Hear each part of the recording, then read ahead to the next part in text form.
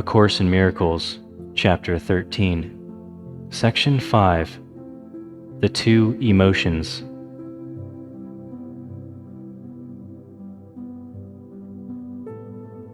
I have said you have but two emotions, love and fear. One is changeless, but continually exchanged, being offered by the eternal to the eternal. In this exchange, it is extended, for it increases as it is given. The other has many forms, for the content of individual illusions differs greatly, yet they have one thing in common. They are all insane. They are made of sights that are not seen and sounds that are not heard. They make up a private world that cannot be shared. For they are meaningful only to their maker, and so they have no meaning at all. In this world, their maker moves alone, for only he perceives them.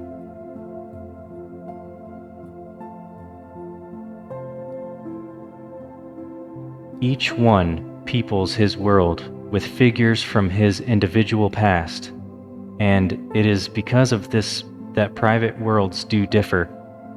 Yet the figures that he sees were never real, for they are made up only of his reactions to his brothers, and do not include their reactions to him. Therefore, he does not see he made them, and that they are not whole. For these figures have no witnesses, being perceived in one separate mind only.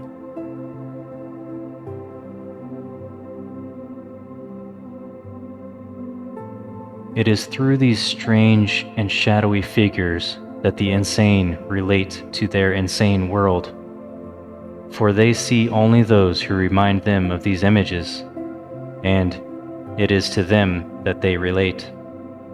Thus do they communicate with those who are not there, and it is they who answer them. And no one hears their answer save him who called upon them, and he alone believes they answered him. Projection makes perception, and you cannot see beyond it. Again and again have you attacked your brother, because you saw in him a shadow figure in your private world. And thus it is you must attack yourself first, for what you attack is not in others. Its only reality is in your own mind, and by attacking others, you are literally attacking what is not there.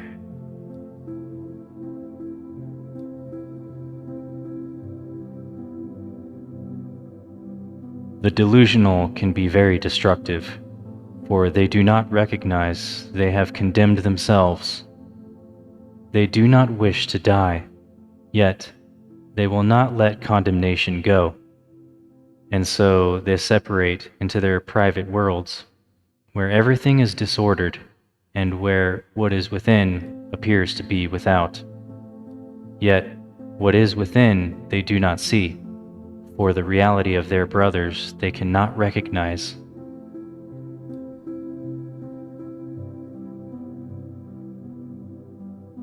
You have but two emotions, yet in your private world you react to each of them as though it were the other.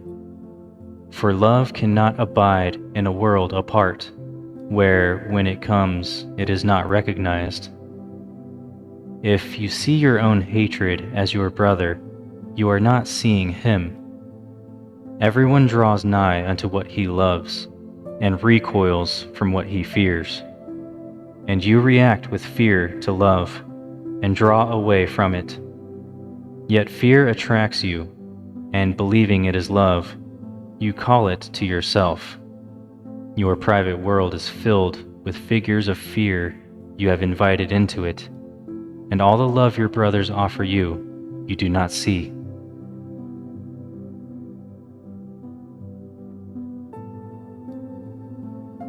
As you look with open eyes upon your world, it must occur to you that you have withdrawn into insanity. You see what is not there, and you hear what makes no sound. Your manifestations of emotions are the opposite of what the emotions are. You communicate with no one, and you are as isolated from reality as if you were alone in all the universe. In your madness, you overlook reality completely, and you see only your own split mind everywhere you look. God calls you, and you do not hear, for you are preoccupied with your own voice. And the vision of Christ is not in your sight, for you look upon yourself alone.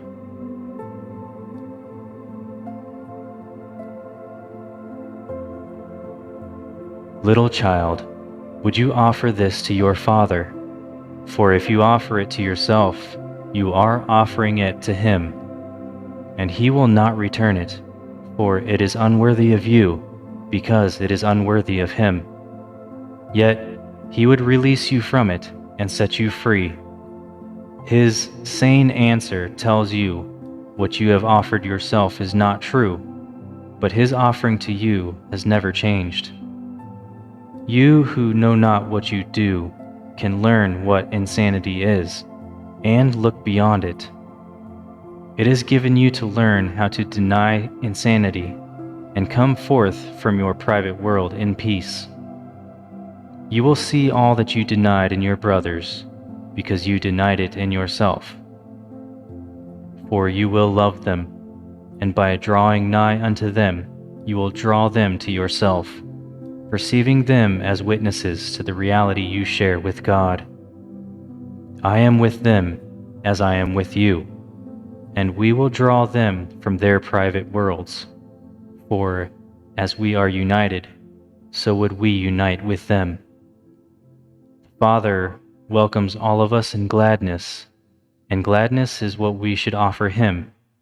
For every Son of God is given you to whom God gave Himself, and it is God whom you must offer them to recognize His gift to you.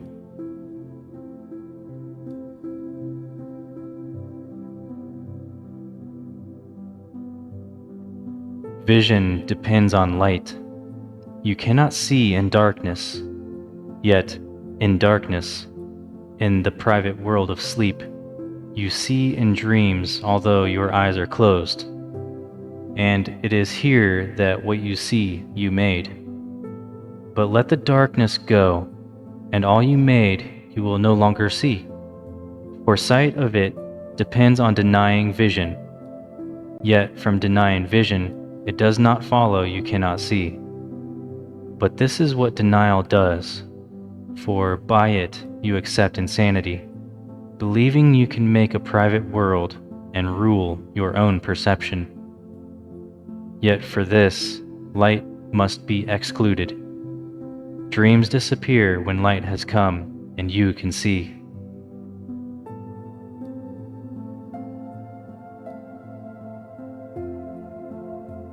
Do not seek vision through your eyes, for you made your way of seeing that you might see in darkness, and in this you are deceived.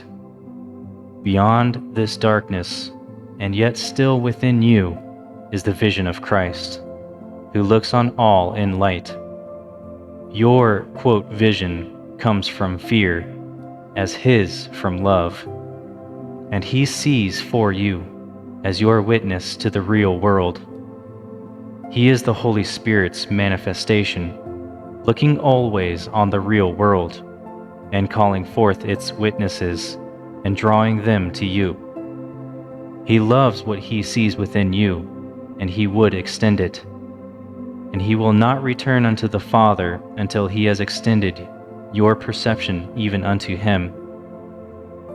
And there perception is no more, for He has returned you to the Father with Him.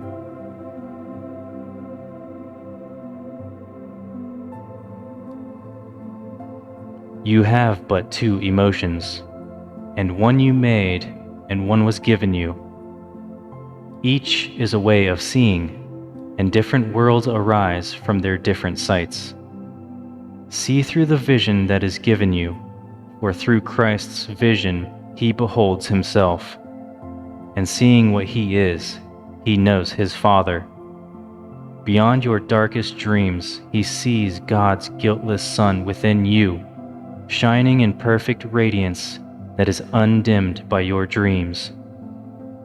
And this you will see as you look with him, for his vision is his gift of love to you, given him of the Father for you.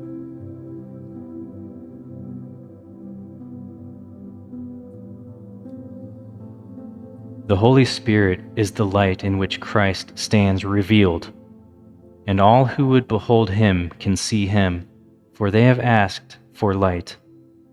Nor will they see him alone, for he is no more alone than they are. Because they saw the Son, they have risen in him to the Father. And all this they will understand, because they looked within and saw beyond the darkness the Christ in them, and recognized him. In the sanity of his vision, they looked upon themselves with love, seeing themselves as the Holy Spirit sees them. And with this vision of the truth in them came all the beauty of the world to shine upon them.